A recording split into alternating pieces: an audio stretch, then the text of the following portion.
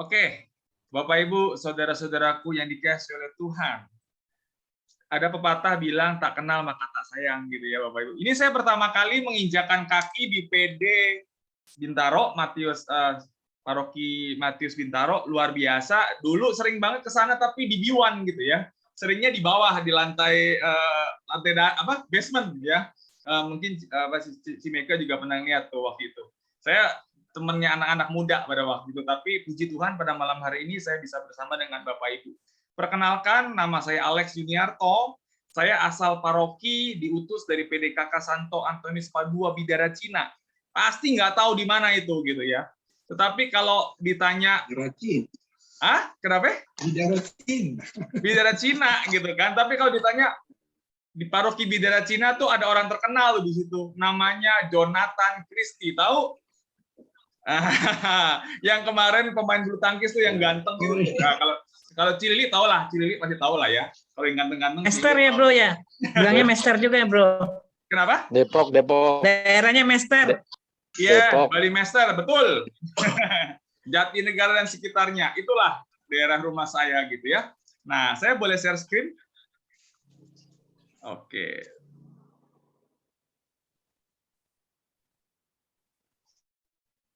Nah, oke. Sudah kelihatan ya? Nah, ini dibilang tadi tak kenal maka tak sayang. Ini keluarga saya, Bapak Ibu ya. Saya punya 1 istri, 3 anak, nggak boleh kebalik ya, Ko Hendro. 1 istri, anak ketiga, cowok semua gitu ya. Ada orang lihat foto saya sekeluarga ini langsung pada bilang, Alex, lu hoki banget. Istri lu cantik, istri lu dapat lu musibah, lu dapat istri lu cantik, anugerah katanya gitu. Ini istri saya namanya Christine gitu ya. Ketiga anak saya pertama yang sebelah kanan namanya Otniel, itu udah umur 10 tahun, dia kelas 4 SD. Nomor 2 namanya Etaniel, itu kelas 1 SD. Yang si bontot yang tengah-tengah namanya Nathaniel. Anak saya tiga-tiganya akhirannya Iel, artinya adalah kekuatan dari Allah. Itu bahasa Ibrani. Ya, koreksi kalau saya salah. Ada Pak Hendro, ada Om Heru di sini, ada senior-senior saya, ada Budiana, ada Pak Dodo. Wah, hari ini saya berkelimpangan dengan pewarta di depan saya gitu ya. Semoga saya nggak gredeg, nggak grogi. Oke, ini keluarga saya. Sekarang saya coba ambil tema, mampukah kita bertahan di tengah badai? Kemarin saya tanya Sis Lili gitu ya, Ci, kira-kira temanya apa sih? Wah, temanya dari COVID ini orang-orang sekarang harus bertahan, gimana caranya? Bertahan ikut PD sekarang susah banget, karena yang ikut join kata PD nggak banyak gitu ya. Itu cuma ikut PD. Karena mungkin saat ini prioritasnya mungkin ya, mohon maaf Bapak Ibu, bukan ikut PD. Mungkin gitu ya. Makan aja susah, gaji gua dipotong, belum lagi ada yang kena COVID, belum ada yang sakit dan sebagainya. Puji Tuhan, sekarang situasi sudah membaik ya Bapak Ibu ya. Nah, Bapak Ibu, saudara-saudaraku yang dikasihi oleh Tuhan. Sebelum kita masuk hal yang lebih dalam lagi serius, saya bercandaan dulu lah ya, fellowship sedikit. Nih, fellowshipnya. Ini situasi dulu ya Bapak Ibu ya. Kalau Pak Heru kayaknya sudah pernah lihat slide ini gitu ya. Ini situasi sebelum pandemi kemarin tuh ya. Mungkin situasinya kita banyak banget berdoa, Tuhan kalau bisa keluarga kumpul dong. Karena apa? Sering kali waktu sebelum pandemi itu keluarga sibuk banget ya. Satu sama lain nggak ketemu, anak nggak ketemu anak nggak ketemu orang tuanya, suami nggak ketemu istrinya, kalau ketemu di ranjang doang gitu kan, udah mau tidur kadang-kadang ya. Terus sering kali kita berdoa minta Tuhan kalau bisa keluarga ini kumpul gitu ya, yang sebelah kanan gitu ya. Terus ini ada anak kecil nih lagi berdoa di bawah tuh, Tuhan kalau bisa sekolahnya belajar di rumah aja katanya, karena guru-guru galak banget. Ya, stres pokoknya gurunya galak ya, pokoknya banyak PR, pokoknya stres, mendingan belajar di rumah aja. Terus ini yang sebelah kiri nih, doa, aduh ke kantor jauh, macet, belum lagi bosnya galak dan sebagainya. Dan yang terakhir, doa minta Tuhan suami istri hubungannya yang romantis dong Tuhan gitu ya, berdoa seperti itu. Bapak Ibu, saudara-saudaraku yang dikasihi oleh Tuhan, ketika pandemi seolah-olah doa ini terjawab semua, benar nggak? Kenapa saya bilang begitu? Ya, kita lihat slide-nya. Ini saya lucu banget dapat gambar ini nih. Ada anak nanya sama temennya gitu ya. gimana rasanya belajar di rumah, katanya. Jawabnya apa? Mamaku lebih galak dari ibuku di sekolah, bawaannya marah-marah melulu, katanya. Terus kan ditanya, gimana saya belajar di rumah? Saya nggak sanggup lagi. Mamaku lebih galak dari ibu guru di sekolah, bawaannya marah-marah melulu. Nah, ini potret gambaran kaum ibu-ibu saat ini yang menghadapi anak-anak sekolah online. Bener nggak? Ya, anak-anak sekarang jadi luka batin gara-gara emaknya galak banget ketika sekolah online. Ini mau kemana lagi? Mau ke rumah bu guru aja, emak ngajarin marah-marah melulu. Ya, bukan saya menyindir. Mungkin Bapak Ibu, ibu-ibu di tempat ini mengalami hal ini ya Bapak Ibu ya. Bener ya?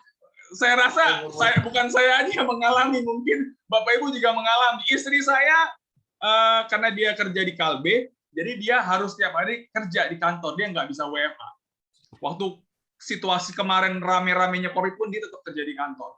Saya yang WFH yang menggantikan posisi istri saya, ngajarin anak-anak sekolah.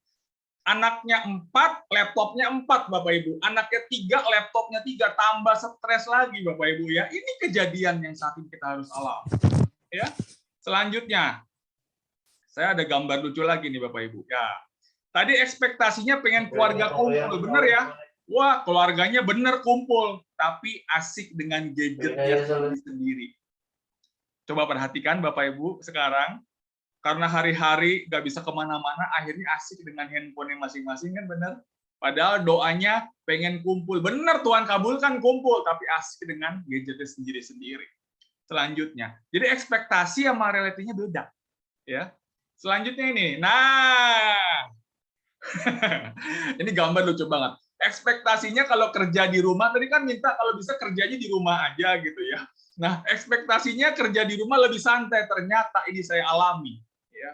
Kerja sembari masak, Bapak Ibu. Ya, saya lagi meeting waktu itu, anak saya, papi, lapar, papi, nah, anak saya yang bontot minta pup di belakang, papi mau mules katanya gitu. Jadi lagi meeting tiba-tiba harus ngurus anak saya dan sebagainya. Ruwet, stres Bapak Ibu, itu saya alami. Ya. Nah, ini yang paling bagus nih. Tadi kan doa supaya hubungannya romantis gitu ya Bapak Ibu ya, suami istri ya. Survei membuktikan ketika COVID ini terjadi Bapak Ibu, ada 2 tingkat apa yang naik kira-kira Pak Hendro? Saya langsung interaktif aja. Kira-kira COVID ini ada tingkat apa yang naik? Ada 2. Tensi. Apa tuh? Stres. Tekanan darah. Gitu ya. Kalau saya bilang ini lucu-lucuan, tapi ini terjadi. Pertama, tingkat perceraian naik. Kenapa saya bilang tingkat perceraian naik? LG ya, lu lagi katanya gitu ya. Setiap hari ketemu dia lagi. Belum lagi di PHK, gaji dipotong, stres. Masalah ekonomi membuat hubungan suami istri retak dan akhirnya bercerai. Itu survei, Pak. Ada surveinya. Dalam COVID ini banyak keluarga yang bercerai. Selanjutnya, tingkat yang naik lagi adalah tingkat kehamilan, Pak Hendro. Tingkat kehamilan. Kenapa saya bilang tingkat kehamilan? Teman saya ada 2 pewarta muda, waktu COVID ini malah nambah anak lagi, Bapak Ibu. Lucu-lucuan, nggak apa-apa. Ya, benar. Anak teman saya 2 orang gitu ya, ketika COVID nambah anak lagi. Gimana rasanya kerja di rumah gitu? Nggak sanggup lagi, istriku lebih galak dari bosku ya, bawaannya marah-marah dulu karena tiap hari berantem mulu Bapak Ibu ya. Nah, selanjutnya, oke, sudah. Sekarang saya mau serius gitu ya. Saya ambil perikopnya Bapak Ibu ya. Angin ribut diredakan. Mungkin Ibu salah satu Ibu ketua deh, boleh bacakan Bu? Silakan. Matius 8, 23 sampai 27. Iya. Angin ribut diredakan. Lalu Yesus naik ke dalam perahu dan murid-muridnya pun mengikutinya. Sekonyong-konyong mengamuklah angin ribut di danau itu sehingga perahu itu ditimbus gelombang, tetapi Yesus tidur. Maka datanglah murid-muridnya membangunkan dia, katanya, "Tuhan, tolonglah, kita binasa." Ia berkata kepada mereka, "Mengapa kamu takut? Kamu yang kurang percaya?" Lalu bangunlah Yesus menghardik angin dan danau itu, maka danau itu menjadi teduh sekali. Dan heranlah orang-orang itu, katanya, "Orang apakah dia ini, sehingga angin dan danau pun taat kepadanya?" Demikianlah sabda Tuhan, terpujilah Kristus. Saya mengutip khotbah dari Paus Fransiskus ketika dia memberikan jadi Paus itu biasa memberikan berkat ketika Paskah dan Natal. Tapi ketika COVID lagi dahsyatnya di Italia, di Roma waktu itu, Paus itu memberikan berkatnya ya kepada umat ya. Dia memberikan berkat itu sambil menangis. Saya lihat waktu itu di TV gitu ya, dia sambil meneteskan air mata. Dan ketika dia khotbah, dia pakai perikop ini. Dia cuma ada refleksi yang bagus banget yang saya ambil ketika itu. Dia bilang seperti ini, Paus bilang seperti ini. Ketika ada badai di dalam kapal itu, kenapa Yesus tidur? Ada pertanyaan menggelitik yang luar biasa, kenapa Yesus tidur padahal pada waktu badai lagi mengamuk ya, seperti COVID saat ini. Ya gitu ya. Tapi Yesus tertidur. Dan murid-muridnya panik gitu ngebangunin Yesus gitu. Dan Tuhan Yesus bilang apa? Kamu kok kenapa kamu takut? Kamu nggak percaya. Dan refleksi dari Paus yang bisa saya ambil pada waktu itu adalah bagus banget. Yesus tidur karena dia percaya bahwa Bapaknya akan melindungi dia. Ada berapa banyak teman-teman di tempat ini yang ketika kita menghadapi badai seperti ini, kita tetap percaya bahwa Allah Bapa mau melindungi kita. Refleksinya dalam banget, dan saya nggak kepikir bahwa Paus Fransiskus memberikan refleksi yang luar biasa. Dia bilang, Yesus tertidur karena apa? Dia percaya, dia beriman bahwa Tuhan Yesus akan jagain dia. Dan saat itu juga, para rasul pun tertular gitu ya, dalam arti kata tertular ketika Yesus bilang, kenapa kamu takut? Dan dibuktikan dengan ketika dia menghardik itu dan menjadi tenang, para murid menjadi percaya. Bapak, Ibu, saudara-saudaraku yang dikasih oleh Tuhan, saya ambil gambar ini. Ini ilustrasinya bagus banget. Ini gambar ada orang yang meniti tali, ya, dari ujung kanan ke ujung kiri. Ada ceritanya, Bapak. Ketika orang ini mau meniti tali, dia ajak orang-orang di sekitarnya, ayo, saya gendong, kita jalan bersama dari ujung sini ke ujung depan. Pertanyaannya, ada yang mau nggak kira-kira, Bu?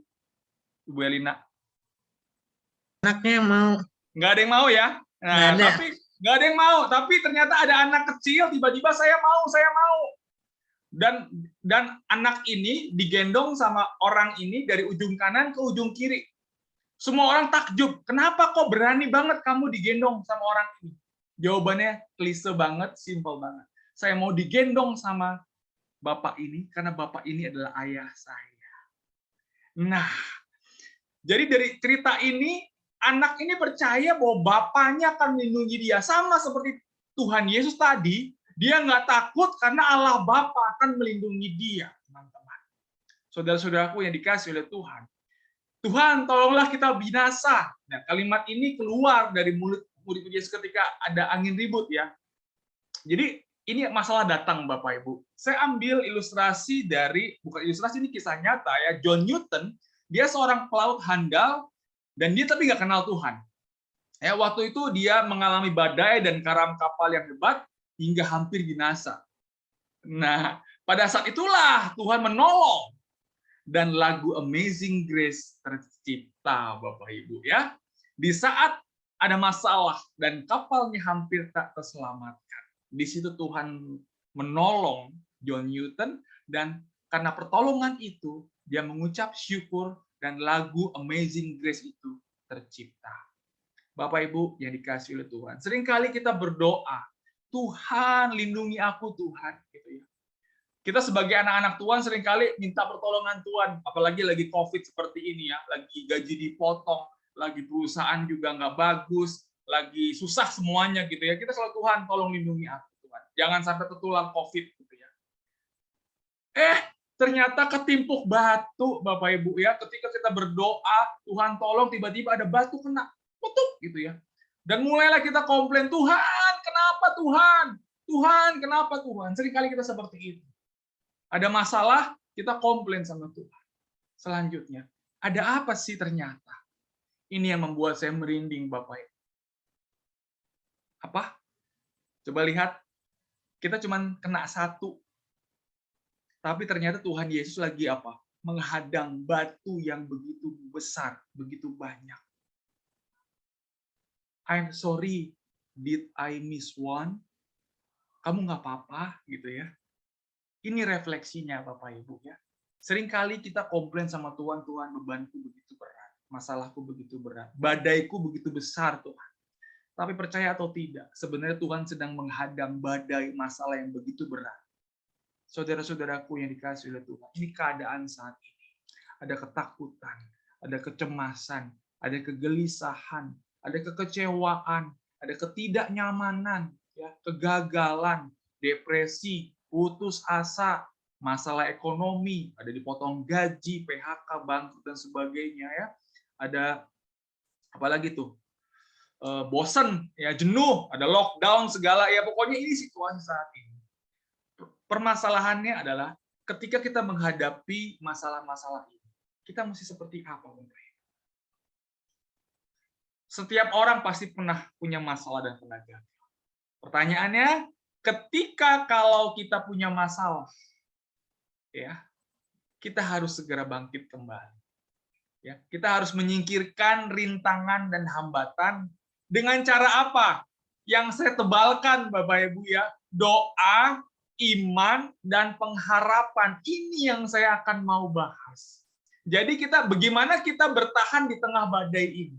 Caranya adalah kita bertahan di tengah badai ini dengan selalu berdoa, selalu percaya atau beriman, dan selalu berpengharapan kepada Allah. Saya ngomong pertama, faith. Ini pasti Bapak Ibu tahu lah. Ya, Ibrani 11 ayat 1. Ya, iman adalah dasar dari segala sesuatu yang kita harapkan dan bukti dari segala sesuatu yang tidak kita lihat. Di Ibrani 11 ayat 1. Di Efesus 2 ayat 8. Sebab karena kasih karunia kamu diselamatkan oleh iman. Itu bukan hasil usahamu tetapi pemberian Allah. Saya ilustrasikan iman itu seperti ini Bapak Ibu. Ya. Mungkin Bapak Ibu tahu Bogor tuh kota hujan gitu ya.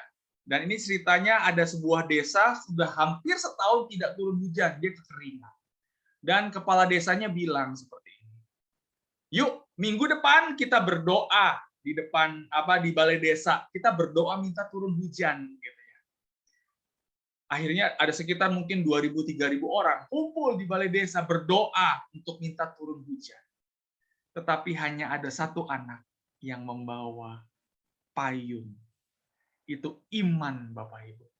Ya. Iman itu ada orang kanker stadium 4 bisa sembuh. Iman itu ada orang yang dibilang mandul, dia bisa sembuh. Berbeda dengan percaya ya Bapak Ibu ya. Iman itu jelas lebih tinggi dari percaya. Percaya tuh saya punya anak waktu kecil saya suka lempar ke atas, saya suka lempar-lempar ke atas. Saya tangkap lagi, saya lempar, saya tangkap lagi. Dia nangis apa ketawa? Dia ketawa karena dia percaya bahwa papanya terima akan tangkap. Nah, itu masih percaya. Tetapi kalau kita bilang iman, itu lebih dari itu Bapak Ibu. Iman itu bagi Tuhan tak ada yang mustahil, itu iman.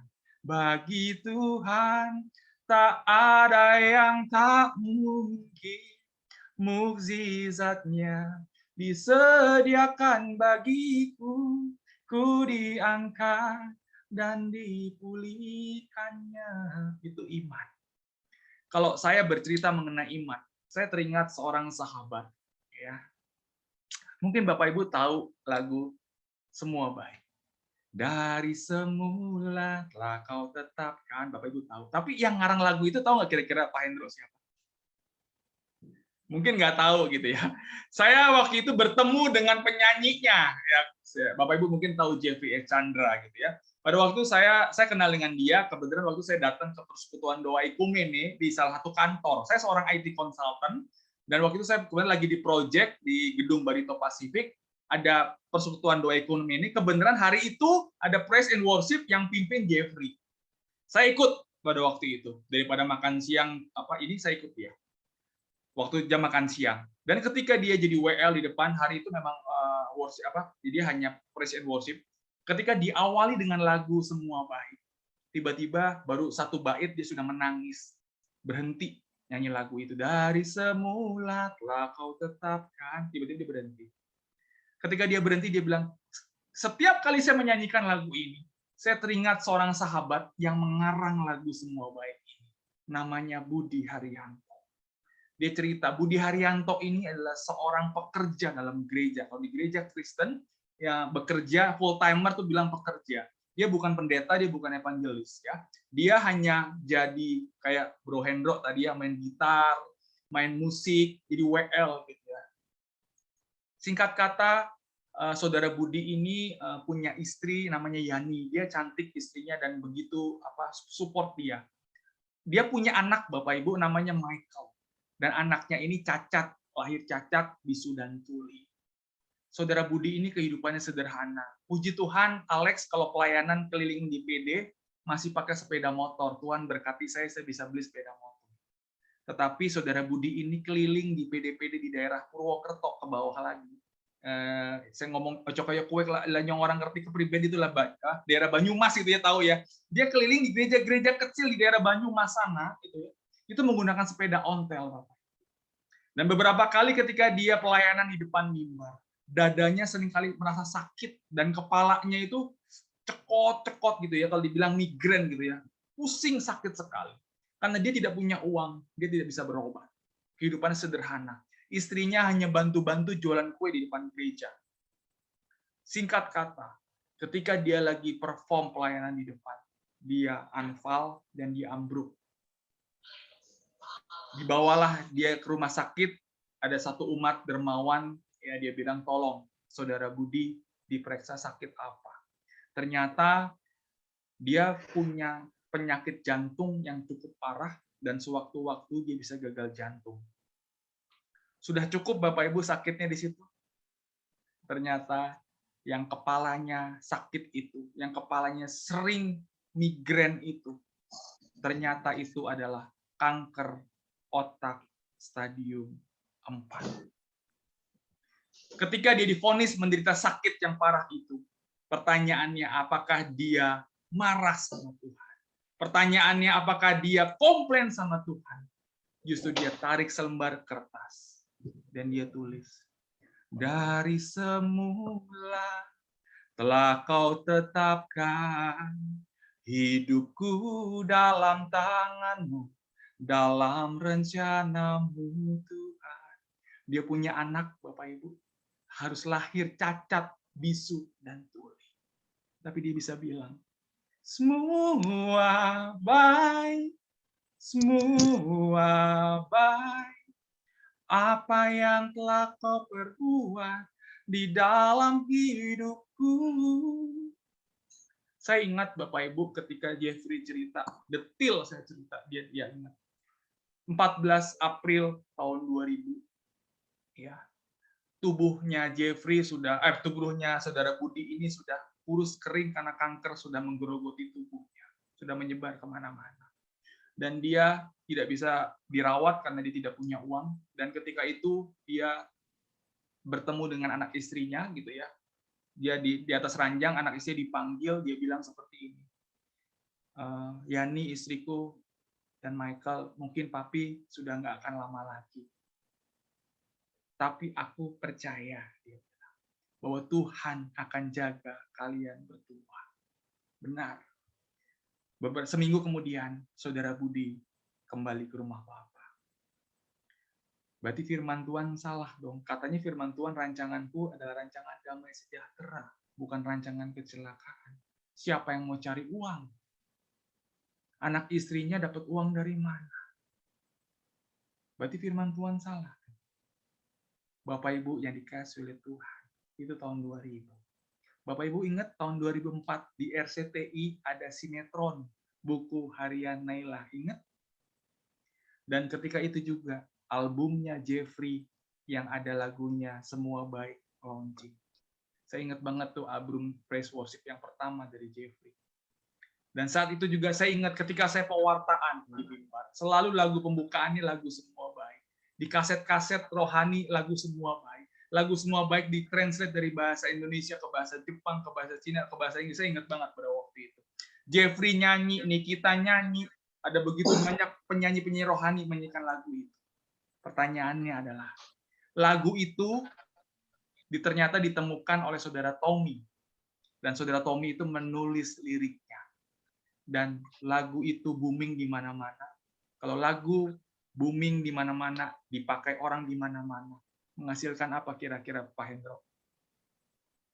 Royalti. Dan royaltinya siapa yang dapat? Anak dan istrinya.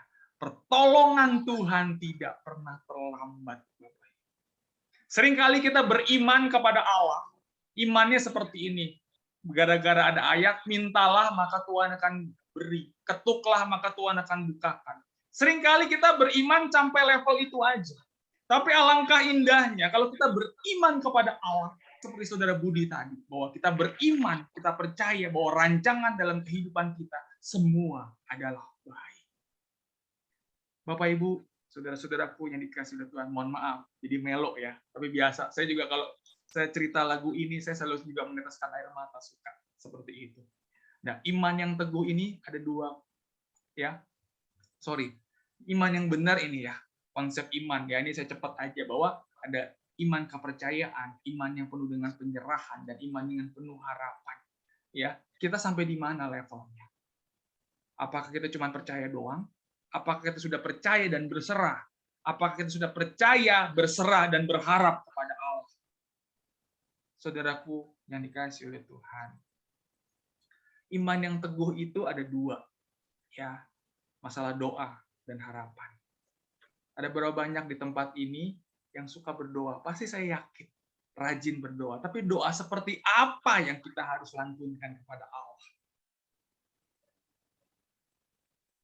Nah, ini mungkin Bapak Ibu pernah ada seorang Romo yang bilang seperti ini gitu ya. Saya kutip khotbah dari Romo ini. Saya suka banget kata-katanya. Doa itu apa sih? Doa itu belajar pasrah kepada Allah dan percaya bahwa Allah itu akan memberikan apapun kepada kita untuk menunjukkan kasih sayangnya. Suara saya masih jelas ya? Oke. Doa itu belajar pasrah kepada Allah dan percaya bahwa Allah akan memberikan apapun kepada kita untuk menunjukkan kasih sayang. Doa yang benar adalah doa yang membuat permohonan kita sama dengan kehendak Allah.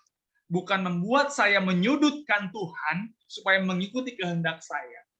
Refleksinya buat kita semua, apakah kita suka menyudutkan Tuhan kalau doa-doa kita tidak seturut dengan kehendak kita?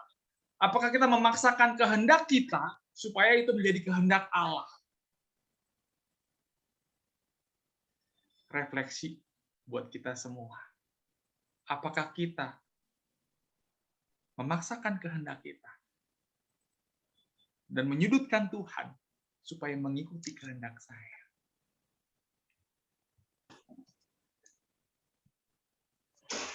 Bapak Ibu udah tahu ya? 3 cara Tuhan menjawab doa. Yes, pasti dia akan kasih yang kita inginkan. Ya, kalau no, dia akan kasih yang lebih baik. Kalau wait atau tunggu, ya pasti dia akan memberikan yang terbaik pada waktu. Saya dapat ilustrasi bagus banget. Saat Tuhan tuh menjawab doamu, ia tuh menambah imanmu. Saat Tuhan belum menjawab doamu, ia menambah kesabaran. Saat Tuhan menjawab tapi bukan doamu, ia memilih yang terbaik untukmu. Ada yang bocor ya, mohon maaf.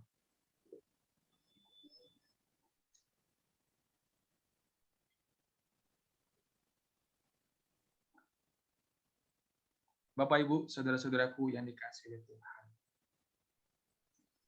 Mungkin Bapak Ibu tahu istilah lockdown baru kali ini ya. Pertanyaannya adalah lockdown itu sebenarnya ada loh Bapak Ibu waktu di perjanjian lama. Waktu Nabi Nuh ya. Nabi Nuh ini dia 370 hari terapung-apung di kapal. Pertanyaannya ketika Nabi Nuh terapung-apung, dia marah nggak? Dia komplain nggak sama Tuhan? Enggak.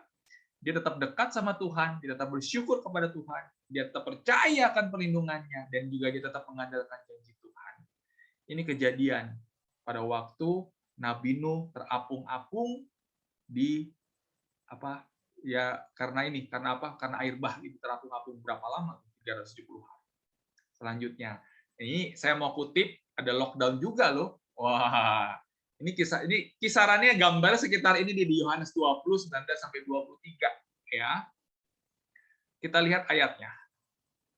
Yesus menampakkan diri kepada murid-muridnya di Yohanes 20, 19, 23. Saya nggak baca semuanya, tapi saya mau, seringkali Bapak Ibu saat ini kita mendengarkan suara dunia. Suara dunia itu hari ini yang meninggal karena COVID sekian ribu orang, hari ini yang kena COVID sekian ribu orang, ada jenazah COVID diculik, bukan culik, jenazah COVID dibongkar lagi, ada yang ketukar jenazahnya, pokoknya ngelihatnya serem gitu ya, karena pandemi ini gitu ya. Kalau Bapak Ibu mendengarkan suara dunia yang ada ketakutan, kegelisahan dan sebagainya. Alangkah indahnya kita mendengar. Jadi di rasul-rasul pun di ayat 19 itu mengalami apa yang namanya lockdown juga. Saya bacakan ya. Ketika hari sudah malam, pada hari pertama minggu itu berkumpullah murid-murid Yesus di suatu tempat dengan pintu-pintu yang terkunci karena mereka takut kepada orang Yahudi. Itu sama kayak kita saat ini. Takut gara-gara COVID, nggak bisa kemana-mana.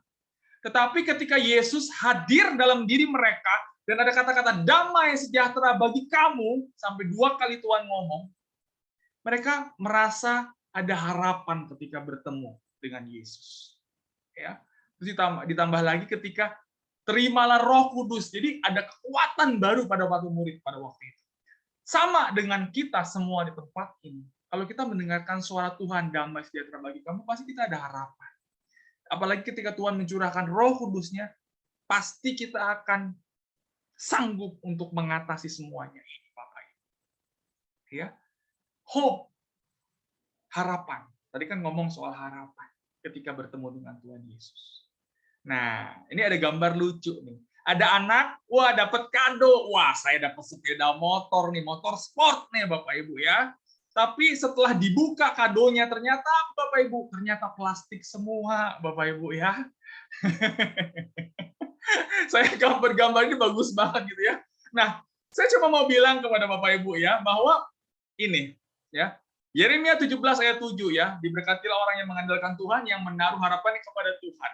Tuhan juga bilang di Roma 12 ayat 12, bersukacita dalam pengharapan, sabar dalam kesesakan, dan bertekunlah dalam doa. Di Roma 5 ayat 3 sampai 5 pun ada kata-kata bahwa pengharapan tidak akan mengecewakan, bukan seperti anak tadi yang kecewa, dia berharap gitu ya, dibuka itu sepeda motor ternyata itu plastik semua. Pengharapan kepada Allah tidak pernah mengecewakan karena kasih Allah telah dicurahkan di dalam hati kita oleh Roh Kudus yang telah dikaruniakan kepada kita. Bapak Ibu, saudara-saudaraku yang dikasihi oleh Tuhan.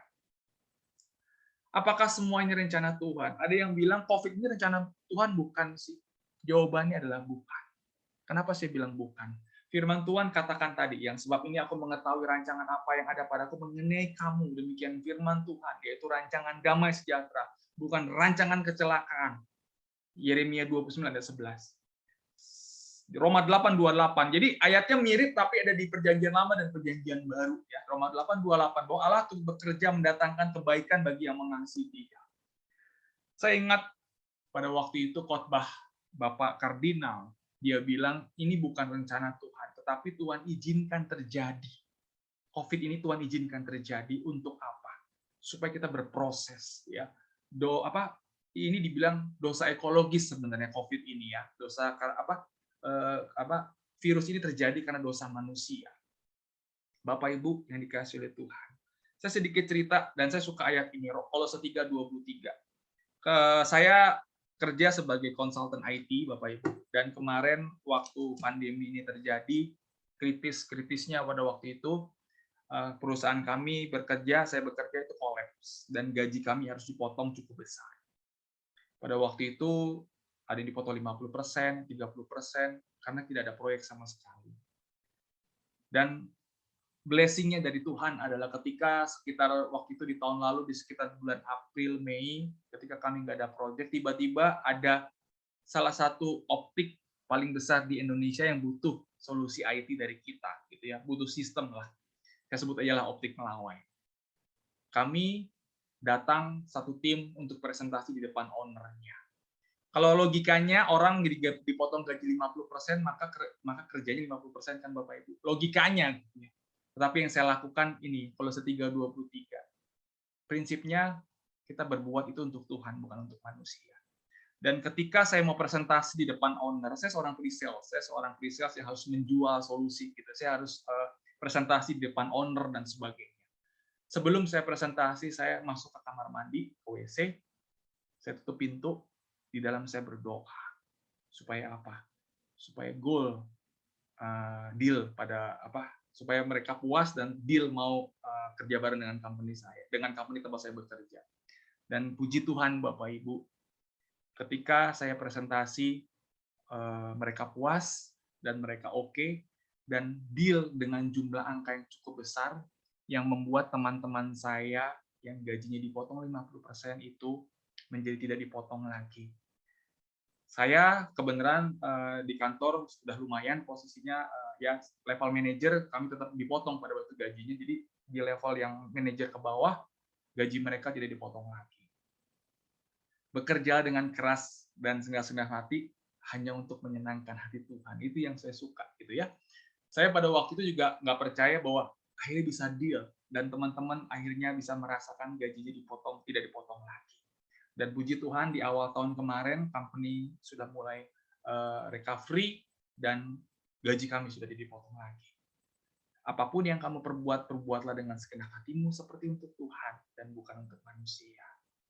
Saudaraku yang dikasihi oleh Tuhan, Bapak Ibu pasti pernah dapat ayat ini. Jangan fokus dengan kata-kata pencobaannya, tapi fokuslah dengan kata-kata sebab Allah setia, Bapak Ibu. Dia setia menemani kita, dan Dia akan memberikan kekuatan kepada kita, sehingga kita sanggup untuk menanggung setiap beban itu. Ada seorang ibu curhat sama saya, Lex, tolong doain saya sudah nggak kuat nih. Suami saya suka selingkuh, suami saya suka pukul saya. Ya, saya berdoa sudah puluhan tahun untuk supaya suami saya bertobat, tapi kok suami saya tidak bertobat, masih begitu aja. Saya cuma bilang sama ibu ini, Bu, buka ayat ini, saya bilang gitu. Bukan Tuhan tidak menjawab doa ibu. Coba deh ibu renungin. Ibu sudah menikah hampir 40 tahun, 35 tahun pada waktu itu. Tapi kok ibu bisa bertahan dengan suami? Kok ibu tetap mencintai suami ibu? Yang Tuhan kabulkan, Tuhan tidak mengabulkan doa. Tuhan kabulkan doa ini. Tapi yang Tuhan kabulkan adalah apa? Yang Tuhan kabulkan adalah Tuhan memberikan kekuatan kepada ibu sehingga ibu sanggup untuk apa? Menanggung beban ini. Ya, menanggung menghadapi suami yang selingkuh, yang tukang pukul dan sebagainya. Seringkali doa-doa kita dijawab oleh Tuhan dengan cara yang berbeda, Bapak Ibu ya. Selanjutnya ya Matius 11 ayat 28 sampai 29. Ada ilustrasi dari cerita dari ayat ini. Ada seekor kelinci, berang-berang dan monyet yang bertemu dengan penggembara. Dan penggembara ini kisahnya dia sedang kelaparan, kehabisan makanan dan dia kehausan. Dan kelinci tidak bawa apa-apa saat itu. Berang-berang membawa sebotol susu dan monyet membawa pisang. Ketika monyet bertemu dengan pengembara itu, monyet bilang, saya punya pisang, kamu lapar, kamu makan pisang ini. Berang-berang juga bilang, saya bawa sebotol susu, kamu minum susu dari saya ini. Nah, kan kelinci nggak bawa apa-apa, Bapak Ibu ya. Kelinci cuma bilang sama pengembara, Pak, saya tidak punya apa-apa, saya nggak bawa apa-apa, tolong sembelih saya. Tolong potong saya untuk menjadi makanan Bapak. Ketika kelinci ini bilang, tolong sembelih saya, pakai daging saya sebagai makanan Bapak. Seperti Tuhan Yesus bilang kepada kita, marilah kepadaku semua yang letih lesu dan berbeban berat. Aku akan memberikan kelegaan kepadamu. Pikulah kuk yang kupasang, dan belajarlah padaku karena aku lemah lembut dan rendah hati, dan jiwamu akan mendapatkan ketenangan. Ketika kita berpegang kepada Tuhan Yesus, ada kelegaan. Ketika kita bersatu dengan tubuh Kristus melalui Ekaristi, ada ketenangan. Dan saat ini kita juga mau berpegang kepada Tuhan, Bapak Ibu, supaya ketika kita berbeban berat, kita akan merasakan kelegaan seperti tadi, pengembara tadi yang lapar dan haus. Sorry, ada yang bisa bantu saya? Ini gambar apa? Kalau Pak Heru udah tahu. Cilili mungkin? Atau siapa? Ini gambar apa? Salah satu. Gambar buletan hitam titik. Oke, Hitam. buletan hitam titik ya. Berarti Cilili kejebak. Kejebak. Kenapa saya bilang? Mungkin ada beberapa orang yang saya tanya ini jawabannya soal jawabannya apa? Ada titik. Tapi jarang banget, padahal ini bukan titik. Gambarnya ini adalah kertas putih, Bapak Ibu. Ada kertas putih yang di tengahnya ada titik. Kenapa kita selalu bilang ada titik hitam? Karena kita fokus kepada masalah. Padahal kasihnya Allah, cintanya Allah Bapa itu sebesar kertas putih ini, Bapak Ibu. Ya,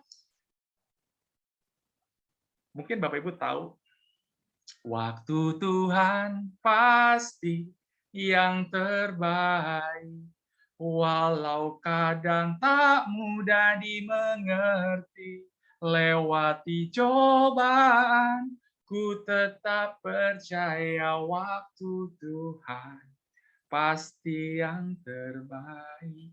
Bukan Tuhan sengaja mengulur waktu kita, tapi Ia tahu waktu yang tepat dan terbaik bagi kita. Waktu Tuhan nggak pernah terlambat atau terlalu cepat. Ia membuat segala sesuatu indah pada waktunya. Pengkhotbah 3 ayat 11.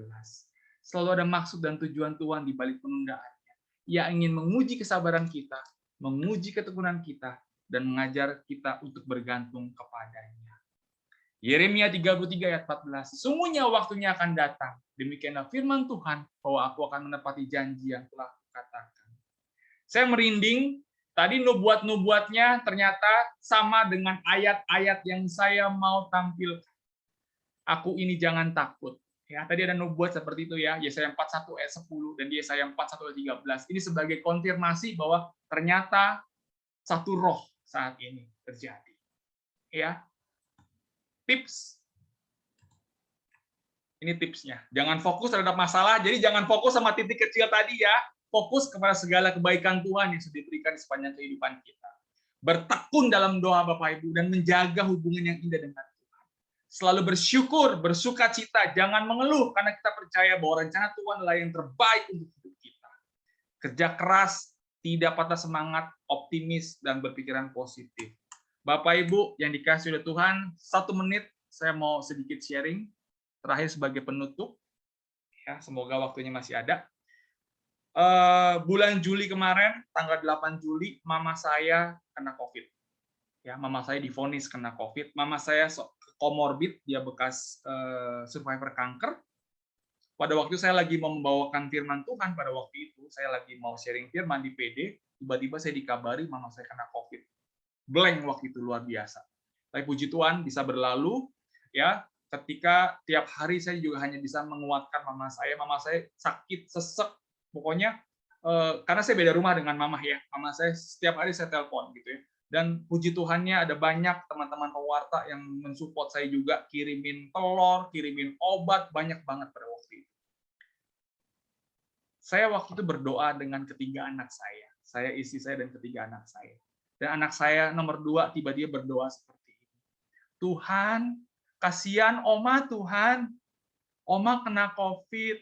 Kasihan Oma Tuhan. Tuhan tolong selamatkan Oma. Tolong Tuhan sembuhkan Oma. Waktu anak ini berdoa, saya hanya bisa menangis pada waktu itu. Dan percaya atau tidak, doa seorang anak kecil ini yang polos, Tuhan kabulkan Bapak Ibu. Mama saya bergumul dengan COVID selama 14 hari.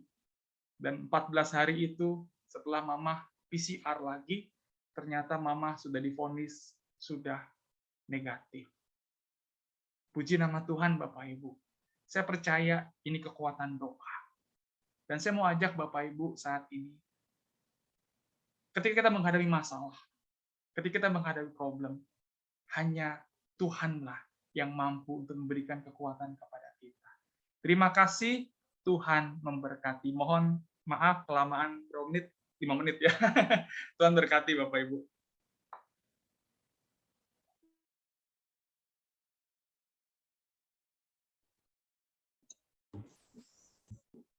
Baik, terima kasih Bro Alex untuk firman-Nya luar biasa memberkati kita semua. Mari kita akan masuk ke dalam doa umat, doa syafaat. Mari kita tundukkan kepala. Bapa yang baik, kami memuji Engkau, mengucap syukur untuk firman yang Engkau boleh taburkan kepada kami pada malam hari ini, boleh meneguhkan kami melalui saudara kami, Pak Alex. Tuhan, yang sudah Engkau utus boleh menjadi berkat bagi kami semua. Biarlah kami boleh senantiasa semakin diteguhkan bahwa Engkaulah Tuhan yang senantiasa menyertai kami dalam keadaan apapun. Bapa, kami menyerahkan setiap kami pribadi lepas pribadi, setiap kami yang hadir pada malam hari ini maupun saudara-saudara kami yang tidak hadir pada malam hari ini, Tuhan. Terutama saudara-saudara kami yang sedang mengalami kasih Tuhan, Tuhan, untuk pergumulan-pergumulan yang Tuhan berikan kepada mereka, supaya mereka boleh sungguh lebih lagi erat melekat kepada Engkau.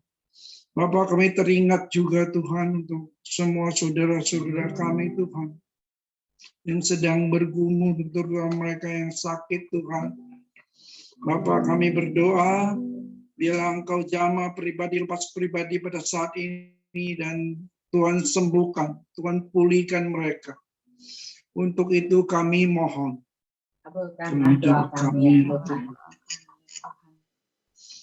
Bapak, kami berdoa menyerahkan saudara kami juga, Pak Alex, yang sudah Engkau boleh utus, boleh menjadi berkat bagi kami semua, Tuhan. Kami menyerahkan keluarganya, juga pelayanannya, Engkau berkati dan sempurnakan lebih lagi, Tuhan, supaya banyak orang Engkau teguhkan dan dibawa kepada pengenalan yang lebih dekat lagi kepada Engkau. Untuk itu kami mohon. Kabulkanlah doa kami ya Tuhan.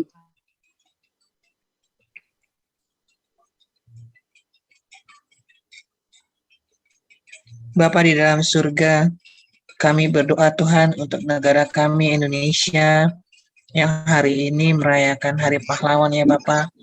Terima kasih Tuhan untuk para pahlawan yang telah berjuang merebut kemerdekaan Indonesia. Kiranya Tuhan Engkau mau berikan damai sejahtera-Mu bagi mereka, Tuhan Yesus. Bapak, kami berdoa untuk untuk kepala pemerintahan, Presiden kami Jokowi ya Bapak. Kiranya Engkau mau lindungi beliau ya Bapak, dan juga untuk seluruh jajaran menteri-menteri dan sampai pemerintahan ke bawahnya ya Bapak. Kiranya Engkau mau senantiasa melindungi mereka dan juga Engkau jauhkan kami semua Tuhan dari hal-hal yang tidak Kau inginkan. Untuk itu kami mohon. Doa kami ya Tuhan. Doa kami ya Tuhan. Bapak, kami mengucap syukur untuk malam ini, untuk firman yang boleh meneguhkan setiap iman kami. Biarlah Bapa, setiap apapun yang kami hadapi, setiap apapun persoalan yang kami alami, kami belajar Tuhan untuk terus berharap dan berdoa kepadamu dan beriman kepadamu, karena kami yakin dan percaya pada saat ini kalau kami belum melihat apa yang kami rindukan dan kami inginkan, tetapi kami percaya Tuhan sudah mempersiapkan yang terbaik di dalam hidup kami.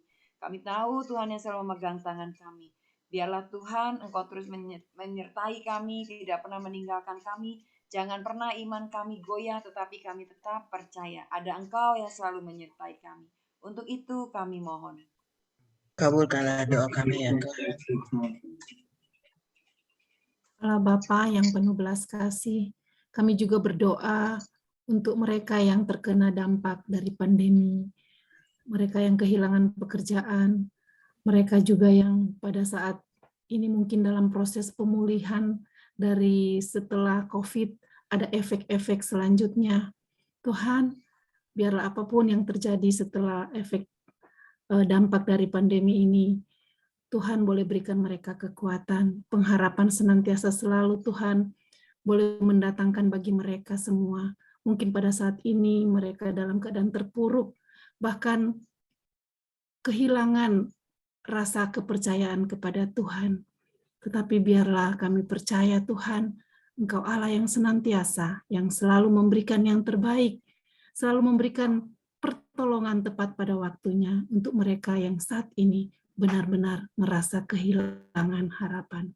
Untuk itu marilah kita mohon. Kabulkanlah doa kami ya Tuhan. Allah Roh Kudus, jamah hatiku dengan urapanmu, rindu selalu dekat denganmu, tinggal di hadiratmu. Kiranya Kau mengulurkan kasih-Mu Tuhan. Ulurkanlah tangan-Mu Tuhan saat ini. Kau menjamah Tuhan setiap hati anak-anak-Mu di tempat ini Tuhan. Dan Kau dengarkanlah setiap doa-doa pribadi anak-anak-Mu di tempat ini. Kiranya Kau mendengarkan setiap doa-doa kami Tuhan. Mungkin 1 menit kita sampaikan doa pribadi kita di hadapan Tuhan.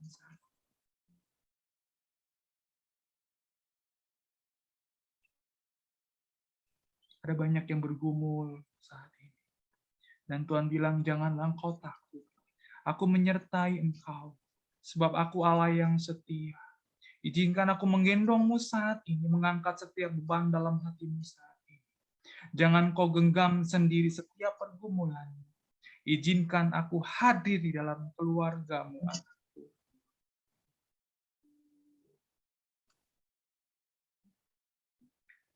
Marilah kita mohon. Kami ya Tuhan. Bapa yang baik, kami memuji-muji Engkau, mengucap syukur karena Engkaulah Allah kami, Allah yang setia, Allah yang mendengarkan doa kami. Lebih daripada apa yang kami ucapkan, Engkau mendengarkan doa yang dari hati kami yang terdalam. Karena kami mau menyerahkan setiap kami pribadi, lepas pribadi, dengan pergumulan, dengan doa yang tidak terucapkan pada saat ini Tuhan. Engkau mendengarkan doa kami. Kami mau menyerahkan ke dalam tangan-Mu karena ketahui bahwa Engkau mengetahui yang terbaik bagi kami. Terima kasih Bapa untuk persekutuan pada malam hari ini. Terima kasih untuk segala berkat kemurahan, berkat firman daripada-Mu yang boleh menguatkan, meneguhkan kami Tuhan. Ini doa ini kami sampaikan hanya di dalam nama Yesus Tuhan dan Juru Selamat kami yang hidup, yang bertata bersama Engkau dan Roh Kudus kini dan sepanjang segala masa. Amin. Terus saya kembalikan ke Ibu Koordinator dulu.